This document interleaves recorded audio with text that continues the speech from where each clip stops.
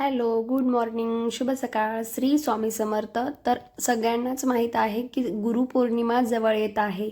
गुरुपौर्णिमा 2026 या दिवशी आपण सगळ्यांनी काय काय स्वामींची सेवा केली पाहिजे आणि त्यातलीच एक सेवा म्हणजे तारक मंत्राची स्वामी सेवा दररोज आपण कशी करावी. तर आज आपण या छोट्याशा व्हिडिओमध्ये पूर्ण डिटेल्समध्ये पाहणार आहोत की आपण स्वामींची सेवा कशी करायची आहे. तर सगळ्यात अगोदर आपल्याला स्वामींचा गुरुर ब्रह्मा गुरुर विष्णू गुरुर देव महेश्वरा गुरु साक्षात परब्रह्म तस्मै श्री गुरुवे नमः या मंत्राचा आपल्याला दिवसाची सुरुवात करायची आहे.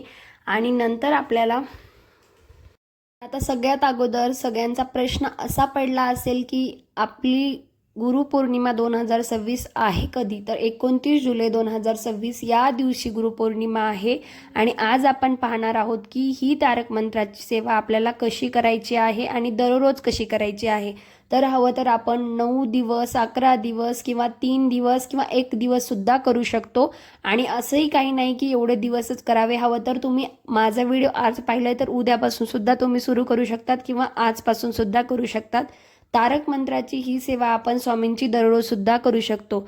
तर आपल्याला काय करायचे आहे हे आपण आता पाहणार आहोत. तर सगळ्यात अगोदर निरंजन लावून आपल्याला निरंजनाची पूजा करून घ्यायची आहे. नमस्कार करायचा आहे. स्वामींसमोर निरंजन लावून दिवा लावून घ्यायचा आहे. आणि नंतरची गोष्ट म्हणजे आपल्याला स्वामी समर्थांच्या प्रतिमेचं स्थापन करायचं आहे. स्वामी समर्थाच्या प्रतिमेला किंवा मूर्तीला गंध फूल आणि अक्षदा वाहून घ्यायचं आहे आपल्याला. आणि नंतर स्वामींना आपल्या मनातील इच्छा किंवा अडचण स्वामींना सांगायची आहे.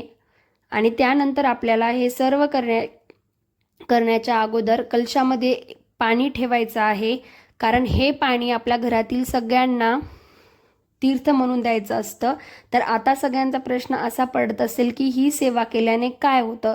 तर ही सेवा आपण 11 दिवस केल्याने नकारात्मकता दूर होते, मनाला धैर्य प्राप्त होते आणि अशक्य गोष्टीसुद्धा शक्य होतात असा स्वामी भक्तांचा दृढ विश्वास आहे. आणि लिटरली सांगते, पर्सनली माझंसुद्धा या गोष्टीवर खूप जास्त विश्वास आहे. आणि ही सेवा फक्त गुरुपौर्णिमेचे 11 दिवस म्हणून नाही, तर माझ्याकडून जसं होईल तसं मी तारक मंत्र दररोज दिवसातून 4 ते 5 वेळा नक्कीच म्हणते. मी काउंट करत नाही, पण माझ्याकडून सारखं ते चालूच असतं. देवपूजा करते वेळी किंवा स्वयंपाक वगैरे करते तेव्हा तारक मंत्र मी सारखं म्हणतच राहते. तर आपल्या मनातील इच्छा किंवा अडचण स्वामींना आपल्याला सांगायची आहे. आणि श्री स्वामी समर्थ तारक मंत्र आपल्याला किमान 5 वेळा 7 वेळा 9 वेळा किंवा 11 वेळा पूर्ण शांत मन ठेवून आपल्याला शांत वातावरणामध्ये भक्तिभावाने हे मंत्र आपल्याला म्हणायचं आहे. एका पेल्यामध्ये किंवा तांब्यात मी जसं म्हणलं त्याप्रमाणे आपल्याला पाणी ठेवायचं आहे. त्यानंतर कलशातील पाण्याला 108 वेळा स्वामी नामांचा जप करून अभिमंत्रित करायचं आहे. अभिमंत्रित करणे म्हणजे आपण शक्यतो असं सुद्धा करू शकतो. अगरबत्ती वगैरे लावून ठेवून अगरबत्तीचा धूर त्या पाण्यात पडला पाहिजे. याला तारक मंत्राचं पाणी असं सुद्धा म्हणतात. तर हे तीर्थसुद्धा आपण आपल्या घरातील सगळ्यांना देऊ शकतो. शेवटी स्वामींना नमस्कार करायचा आहे. आपण जे पेल्यात पाणी ठेवले आहे ते घरातील सर्व सदस्यांना तीर्थ म्हणून प्यायला द्यायचे आहे. मी जसं तुम्हाला म्हटलं त्यानुसार तुम्ही हवं तर अगरबत्तीसुद्धा ठेवू शकतात.